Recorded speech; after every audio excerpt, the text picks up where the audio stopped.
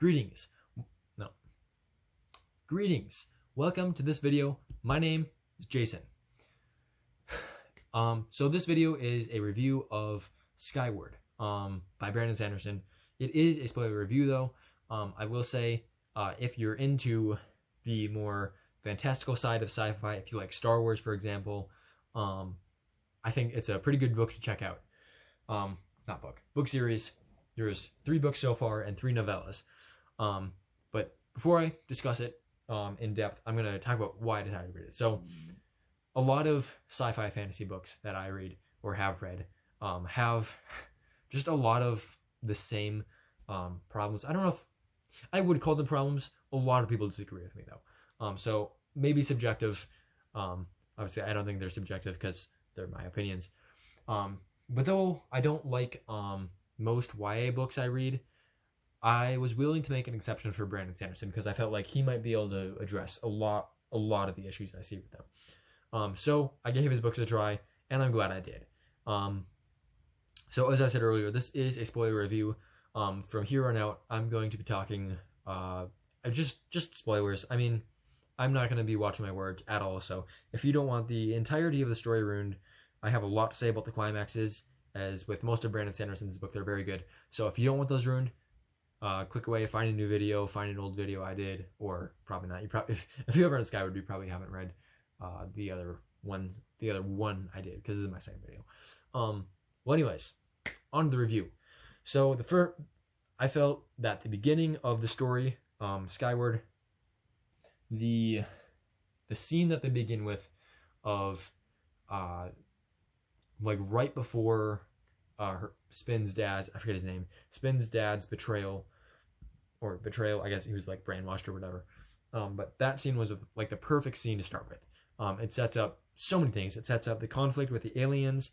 It sets up Spin's conflict with the Defiant, which actually those two conflicts parallel with each other quite a bit. I might get into that later. I might not though. I might forget. Remind me.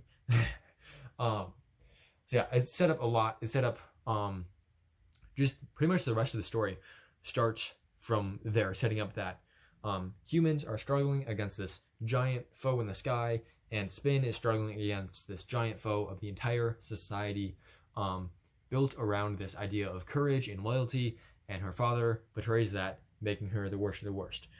So great place to begin, sets up the story super well, and from there, I think the plotting of the story was super good, I think, in Skyward. So another thing I really liked was there was just a lot of challenges that Spin faced. Part of it is just because of her heritage as the daughter of a trader. So you have things like she can't like stay with the other students, and she's struggling with a little bit of loneliness because of that. But she also, because of that, finds these cool things like Mbot, which are integral to the story.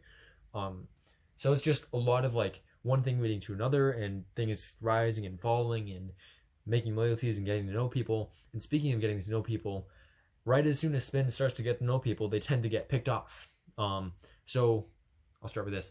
Right at the beginning of her time in the Defiant Defense Force or whatever, the DDF, Cobb, her instructor, says that only like 1 or 2 people will make it. And I thought, when I first heard that, I was like, yeah, no way. The entire class is gonna make it. It's gonna be like Bridge 4. Everyone survives because, they're the main characters. But that didn't happen at all, and I am super impressed with that. It's a YA book. It's written by Sanderson. I didn't really expect that, like, to have it share this characteristic with those like darker, grittier stories or whatever. But like characters die, they get picked off, and it's like no character is safe. So for example, my favorite example, the place where I noticed it the most, there's the scene. It's fairly near the end. I think it's maybe like reaching the 2/3 mark of the story. So you have this giant space station debris thing falls down. It's got a ton of acclivity stone on it. So the GDF definitely wants to get that, but the aliens don't want them to have it. So there's this massive battle, and you have Ned and Quirk and Spinza are all flying together. And then Ned sees these 2 guys like fly off, and he starts chasing them. And so they end up going through this space station, like debris fields kind of thing, just this maze that they're flying through, and it's super dangerous, and it's falling to the ground. It's going to crash eventually, and everyone's going to die. So it's this super tense moment, and in most stories I'd probably be like, okay, well, I don't know how they're going to get out of it, but they're going to get out of it. I just really have no fear. But because like characters like I forget their names, but like the person who couldn't speak English well, or the person with like blue hair, because all these characters had died and other characters had dropped out, like Rig, who, by the way, I think Rig's story arc, or what fields he went into, that was handled really well. Yeah, like there was just people who got like picked off genuinely, and so I was genuinely like expecting either Ned or Quirk, because both of them had been getting close to Spinza, and that had been the pattern. When Spinza gets close to someone, they get picked off. So I was expecting one of them to die, or well, probably die. They're in a battle, but that didn't happen. So that was just, I don't know, it was a really good manipulation of tension where in most stories I wouldn't have been scared for the characters, but with this one I was like, oh no, like it's one of them is gonna die. What am I gonna do? I don't want it to be either one. I'd rather have it be Quirk, but like okay, so that was really good. But the other I think I liked that scene a lot for that reason, but my favorite scene, as with many of Brandon Sanderson's book, is the climax of the story. It was just really well handled. Just like Spinza gets expelled, didn't think that would happen. I'm going to talk about her scene with ejecting in the themes. I love that scene. But she gets expelled. She's on the ground. There's this massive alien incursion, and it can't get any darker. And then all of a sudden, the aliens have this smaller strike force come in a lot closer when all of the DDF forces are committed already. And now it's like, it's game over. So that was like a super, I don't want to say like depressing and dark, because that's not exactly right, but and not hopeless either, because it's like, it's a story. I know they're going to win, but at the same time, it's like the stakes are super high at that point. Like if they lose, it's the entire DDF. It could be the entire Defiant. So that was just a really good climax, I guess. I don't know, emotional roller coaster, whatever you want to call it. It was really well plotted, really well formatted, and I expect Brandon Sanderson to be great at that. He always is, but this one I felt was extremely exceptional. Another thing I really liked about this story was the camaraderie between all the characters, and I think part of that was because Brandon Sanderson was willing to pick off characters and let them die and let them resign and get expelled and whatnot. It just made them a lot tighter. And then also letting Spin just like be isolated from them, it put a focus on the camaraderie, because it made it a problem, a thing to focus on. So yeah, Skyward, I really enjoyed for all these technical reasons. I'll get into the themes later, but I'm going to move on to Starsight. So Starsight, I enjoyed a lot, but we're just going to go through all the things I didn't like, because those are usually to pick out. Usually good things are just like, yeah, they did it perfectly, there's nothing to comment on, but bad things stick out, and so they're easy to identify. So I'm prefacing that I do like this book a lot, but a lot of what I discussed, just by nature of it being a critique, is the bad things. So the first thing that right off the bat kind of made me like, I don't know, almost not doubt, but almost doubt Brandon Sanderson's writing ability, was Alanique, the alien, shows up and immediately, super recklessly, like Spin is reckless, but this is like way reckless, is gonna use this crazy technology, the hologram technology that they've experimented with a little bit, and also her Cytonic powers that she has experimented with, like, not at all. And she's gonna go and she's gonna pose as a person she doesn't know at all and hope it works. And ultimately, like, this is the beginning of the story, so by the end of the story I'm completely forgiven it. It's just part of the initial premise that you have to contend with. It's like when they introduce, like, that there are spaceships, it's like, oh yeah, I can totally believe that, it's at the beginning of the story. But if they introduce spaceships at like the climax of the story, it's not internally consistent, and so it doesn't work. But this one was at the beginning of the story, so it's pretty easy to believe. But just like, it's a little bit questionable. Like, is that really your strategy? Is that really going to work? But it does work. I think it works for the story. It's not too big of a flaw. Another thing I noticed, and this is more in the middle of the story, by the end it didn't feel like this as much because I feel like you just get to know the characters better. But the aliens, specifically the ones that Spin had on her, like her squadron that she was training a bit, they felt pretty cliche to me, just because like there's like one of all the main ones or whatever. I mean, there wasn't a I forget what they're called, the crab people in robots or whatever. Like they just felt a little bit cliche to me because, you know, there was like, you've got your Dione, you've got your I forget what they're called, Hesho species, you've got your ghost one, and they're all like, oh, and then you've got Braid too. I don't know, they felt a little cliche to me, but by the end, I just got to know them better, and so they all, like, I guess, didn't feel cliche at that point. Let's talk about some of the good things. And I'm going to tie into one of the bad things. But the good things. The plotting, again, like Skyward, was super good in this. Not so much the circumstances, I guess, but the flow of information. And there was some of the circumstances. You know, you had the bad guy, the DDF, the guy who wanted to control the DDF. He's like getting more power and prepping for this invasion, and you're learning more about the Delvers and what's he going to do with the Delvers. So there's some of that. But a lot of it was just like, what are the Delvers? How can he beat them? Can they be beaten? And I don't know. There was just a lot of mysteries that were getting set up, and like at certain points, I was almost like, this is so many like questions. I don't see how Brandon is going to be able to answer them all in one book. But he does pretty conclusively, I think. There's maybe a few questions you could say he probably should have answered this or answered this, but at that point you're getting really nitpicky, like even more than I'm being right now. Yeah, so most of the questions he kind of solves throughout the story. Super satisfying climax. You get like this giant Delver summon. That's kind of what the entire book has been leading to, even though throughout the book I was like, I don't know how they're going to defeat this. And then like I think this one was good, where Spin teleports the Delver all the way to the Starsight place. That was totally believable, and totally, I guess, not foreshadowed, not expected, but it was like, it was set up. And then she goes to Starsight, and she gets stuck in this Delver maze, and she can't figure it out because, you know, like, you can train for it, but it's not personal. And then you get in the Delver maze, and it's suddenly personal, and so she gets lost, and I was like, oh no, this is like the dark moment. What is she gonna do? She, like, there's no chance. And it's like in the previous story, you have that darkest moment, and then you have the Dione. I don't remember her name at all, or its name, I guess, technically. For some reason, I thought of it as a her. But you have this Dione which is a super interesting concept. You have like two people merged into one as like an experiment to see if you want to have that kid.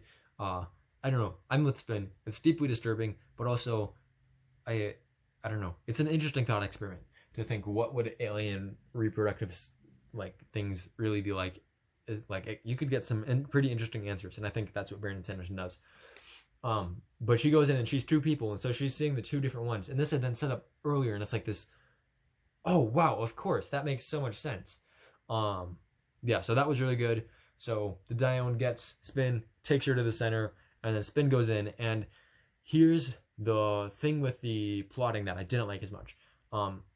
So it goes back to something I've heard Brandon Sanderson himself say about soft magic systems, or soft and hard magic systems. The more you understand the magic system, the more satisfying the ending is. Or I guess putting it more specifically, the more you understand the factors going into the climax, or the factors that affect the climax, the more satisfying the conclusion to that climax will be. So the Delvers are, you know, not very comprehensible to humans. So being as they're like the central part of the climax, it wasn't a super satisfying climax. It did feel right to me, but it didn't feel satisfying, if that makes sense. And, you know, given like the themes of the book, the nature of the Delvers, I can't think of any way to do it better. So it's not a very effective critique, but it is a critique, I guess. And I think it's worth mentioning that it's drawing out this principle of the more you understand the factors going into the climax, the more satisfying it is. Okay. Next I'm going to talk about Cytonic, the third book, and I'll get to the novellas after this. So Cytonic also was really well plotted. Spin drops into this this world, I guess, the nowhere, gets kind of a little bit of the explanation of what this place is, and part of the explanation is that there's this thing at the center that she needs to get to. That's where, like, I mean, it's just like obvious even in the description of the nowhere that that's where you're gonna go. It gives you this, like, this goal, this a clear defined purpose, which I guess this actually ties into the thing I said just a second ago, where the more you understand the factors going in the climax, the more satisfying it is. So right at the beginning, we understand the main driving thing. We know we're supposed to get to the center. There's plot twists, there's twists and turns as you get there, but the goal is always the same, is that center place. And that really drives the story forward. It keeps you invested. I actually read this I listened to audiobooks. I listened to this entire book in one day because it was just like so driving. I guess driving is the right word. It was like driving me onwards. Just like, you got to get to the center. You gotta. The other thing is all the mysteries that were set up, and like you have like these, I forget, they're like checkpoints of knowledge or backstory, and you have to get to each one of these. And it was like getting to each one was telling me more about this world that I was already so invested in. And as I was talking about with Starsight, they set up all these questions with the Delvers, and like, what even are they, and what's Cytonics and the Tanics and all that. And we were getting a lot of those questions answered, and that was really satisfying as we progressively got closer to the center, but also closer to understanding what this world really is like. And so I feel like Cytonic was plotted super well with that. I will say I didn't think the characters were as good as in Skyward. I just really missed the camaraderie of that band of starfighter pilots. That, like, the characters were good. I enjoyed them for sure, but they weren't as good, I don't think. There just wasn't as much, I don't know, there wasn't a focus on it, I think. I think one of the things, as I mentioned earlier, that made the initial Skyward book so good is, or with regards to that camaraderie thing, is that Spin was put in isolation, and so there was a focus on this camaraderie. With Cytonic, there wasn't as much focus on making sure you get to know people. They, at, like, you know, they were just kind of there at times. Okay, so that's all I have to say about Cytonic. I'm going to move on to the novellas.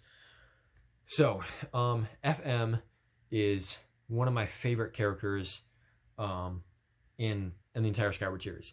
So, I saw she's got her book, or her novella, that's written from her perspective, and I was super looking forward to her kind of, not like straight up explaining it, but like throughout the course of the story, kind of getting to know like what she actually wants from her ideal society, because she critiques the Defiant society quite a bit. It's like, I guess it's like a military industrial complex type thing. She's like critiquing it, but I don't really know what she actually wants. So I was looking forward to this book, but then it didn't actually go into that as much. I get the closest you get is her critique of, I guess, Jargon and the other DDF people were treating the Tanics like these, like, they're just really utilitarian towards the Tanics, and FM disagreed with that, which is totally a critique I get.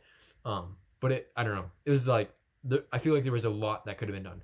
That said, there's one thing I want to say in connection to that, and that's, if they had explored it more, it's totally possible that I would have liked it even less. I think because her radical ideas are so vague, it's easy to just say, like, put in place of her ideas your own ideas, and so then you just like agree with her, and she's smart, and she's innovative and bold, and so it's just like a great character. But if she declares like, oh, I'm like this Marxist person that I want to destroy society and rebuild it, or she's like, oh, I think we need this super centralized authority and I don't know, whatever, it's like some crazy idea. It's like, well, maybe I wouldn't be as in favor of the radical if it's actually, you know, insane, and not radical as in like exactly what I want, or radical as in utopian. So there is that to consider. But I do feel that it could have gone into at least a little bit more of FM's, the specifics of FM's cultural reform or idealized cultural reforms. I don't know how to say it. But yeah, that's all I have to say about I forget what her book is called. But that's all I have to say about that book. There's definitely a lot more to say, but that's all I have to say. Next book, Redawn, with Alanique as the main character in that one. Again, I only want to focus on one thing with this one, and it's something that I was actually super surprised by how effectively it worked, and that's the romance between Alanique and Arturos. I thought that was really well handled, where they're both like mistrusting of each other, and there's just like this tension, but in mistrusting each other, they're like paying attention to each other, and they just realize that the other person's just like acting super honorably, and they earn each other's respect, they earn each other's love. It's just, I don't know, and it happens slowly. It's I don't know, it was a really good relationship, I think, and it ties in with the theme super well, something I appreciate a lot in stories. When the plot, the characters, the setting all point towards one theme, I think that's like the best story. So again, there's a lot I could say about that, the plot, everything. I could go nitty gritty, but I'm going to move on to Evershore. And I have even less to say about this one, though I will touch on it a lot in the themes, because I got a lot from the themes of this book, or was able to tie them in super well with all the themes I saw in the other books. But I feel like just the tension in this book was handled really well. Jargon, as per the themes, was super on edge with all the responsibilities taken, and that tension that he had was expressed super well throughout the book, and it just made it a very enjoyable read as you wait to see what happens when this bomb of tension goes off. So speaking of bombs of tension and going off in these climactic scenes at the end of the books, pretty much all of the novellas, less so in Evershore, but pretty much all of them fell a little bit short of the other books in terms of their just climacticness. Is that a word? Their dramatic climaxes. They just weren't as engaging. They weren't as moving. And I think a large part of that is just due to them being shorter. They're novellas. They're not books. They're like 5 hours long as opposed to like 20 hours long. So I don't know. Like, they weren't as climactic. I think in large part that's due to the format. But again, I think it's worth mentioning. But that's all I have to say about the more technical, objective aspects of the book. I guess it's still not objective. How would you define objective? Tell me in the comments. But yeah, that's all I have to say about those. I'm going to discuss the themes now, and kind of go into these. And I will say these are pretty subjective. So this is something I would definitely want to hear you talk about in the comments, is what did you see the themes as? What do you think of the themes I found? Do you think they're interesting? What do you think of the questions that are asked, the answers that are given, all that stuff? So tell me in the comments, talk about the themes. They're super subjective, so there's a lot of input that could be given on them. So I'm going to start with, I'm going to go book by book, which they kind of share themes a lot, but I'm just going to organize it book by book like I did with the more technical aspects. So the themes for Skyward that I saw by far the most were, number one, courage, and related to that, and kind of like a part of that, is purpose. So I think, yeah, so Spin is put in this really tough situation, but one thing that's notable about her is that she never gives up. So another thing, here's where I'll start. I'll start with this line at the beginning said by Spin's father. Their heads are heads of rock, their heart set upon rock. Set your sights on something higher. I enjoyed that line a lot. I think it was like right at the beginning too. So it's setting up the themes, the thematic nature of this story, as this story about purpose, but also this ties in super well with the themes of purpose. So the entire setting of the Defiant focused on fighting off the aliens, and Spin focused on finding her way in this Defiant society that looks down on her for her parents' betrayal. It's a super tough situation for Spin to be in, both when she's fighting the Defiant and when the Defiant is fighting the aliens. But throughout all of that, she never gives up. She's always super ambitious. She sets her sights on something higher, you could say. And I think that's one of the big themes of this book, and I think it's a good theme to have in a book like this. So another theme, or another way this theme is expressed or explored, I guess. Well, really there's two ways. Two other ways. One is Mbot. which I'll talk about a lot more when I get to Cytonic. But the other one is FM, and I feel this could have been expanded a lot more. And I mean, also, as I was saying earlier when I was discussing the technical aspects of FM, maybe if it was expanded more, I would like it less. But so FM is criticizing the Defiant Society for being super focused on like warfare and fighting the aliens and whatnot, which, you know, there's various critiques of what she says. But I guess the ultimate, one way you could describe what her point is tying it into the themes and saying to have a greater purpose, to not just be focused on war, to not just be ambitious, but be ambitious and benevolent, or ambitious and thinking outside the box, or whatever. And I think that's a theme that I think FM embodies really well. And part of the reason why I like her character so much is because this is one of the themes that most resonates with me, and it's a theme that I see her expressing in a very underdeveloped and unique way. So that's purpose. Also tying into that is courage. So, you know, it takes courage to be ambitious. It takes courage to set your sights on something higher and to strive for this greater purpose. It takes courage to fight off the aliens. It takes courage to fight for your place within the Defiant Society. And it takes courage to choose to do neither and go the pacifist route, like FM kind of tries to do. But the ultimate portrayal of courage, I think, is like self-sacrifice. So there's a very interesting question, I think. Well, I guess it's not that interesting. It's a pretty interesting question. Or I guess it's just a good metaphor. So the eject lever that is brought up so many times, and it's like this major conflict for Spin, especially with, and I forget her name, but there was a person, super brave, very, very much defiant, strong, red-blooded defiant, whatever you want to call it. And her ship gets hit. This is like one of the very last battles. Her ship gets hit, and she refuses to pull the eject lever, and she dies. And Spin is struggling with this a lot, because throughout her whole life, she's telling herself that she can't be a coward, because her father was a coward, or is considered to be a coward. She didn't think so for the longest time. But her father is considered to be a coward. And so she's like fighting back against this. She's overcompensating, you could say.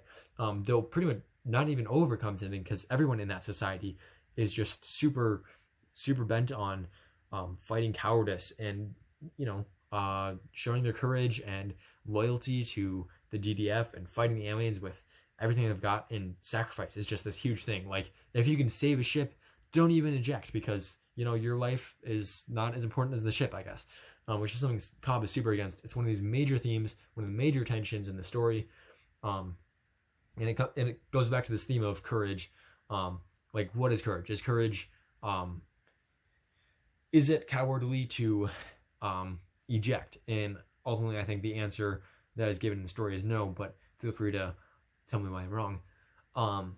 Yeah, so I think the reason why I think that is, even after ejecting, Spin shows a lot of courage when she goes back into the battle, even with this like terrible ship, this broken down ship. I forget why it was broken. But yeah, it's like broken down ship, and then she goes into battle with that because that's what she has. And then Mbot comes in and she saved the day, and it's all this great stuff. And then she's even willing to sacrifice herself with a bomb, flying out as fast as she can, and then, you know, then she teleports, which that was foreshadowed super well. But yeah, all these themes are tied in super well with just like the plot, the setting, everything points back to these two themes. So I thought that was super well done with how consistently it chased after these themes of courage and purpose. But let's move on to Starsight. I can't talk. Let's move on to Starsight. So this book had two themes, I think, but not in the same way that Skyward had, where they're super interconnected. I think so at first, it seems to be introducing this theme of pacifism, where you've got not just saying like pacifism good, violence bad, like not that. It's it introduces the supremacy, and they're pacifists. They're like, oh, that's so what did I say? I forget what it is. It's like they're super adverse to violence. The like civilization to them is lack of violence, or Sophistication is lack of violence. Um, and this is like permeating through other society. Humans are, like, to them, barbarians because they're super violent. But you also have this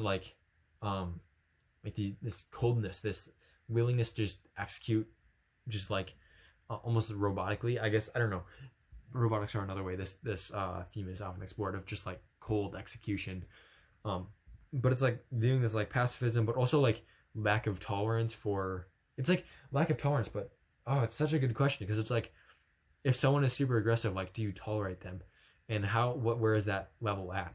Because obviously the supremacy is way too pacifist, but also like the DDF is probably pretty aggressive. Like, their entire culture is based on fighting. So what do you even do in that kind of a situation? It's a very good question. But it wasn't. It seems to be just dropped like halfway through the story, or not really halfway through the story, but it slowly decreases, and the theme becomes less so pacifism and more so just like I guess basic rights, or human rights, and like, do aliens have human rights? Do Delvers have rights? And the Delvers, ultimately this comes to a climax when Spin goes in, meets with the Delvers, and basically was like, hey, look, these people are alive too, so you should leave them alone and be nice. And it's like, that's the climax of the story, and that's not tying in with this theme of pacifism that was kind of going on earlier in the story with the introduction of the Supremacy. It's more so with the later, with the introduction of like Spin asking about like how Diones like what, I forget the word, repopulate isn't the best word I can come up with, how they reproduce, there's the word. How like Diones reproduce, talking about Hesho and about his monarchy and all that.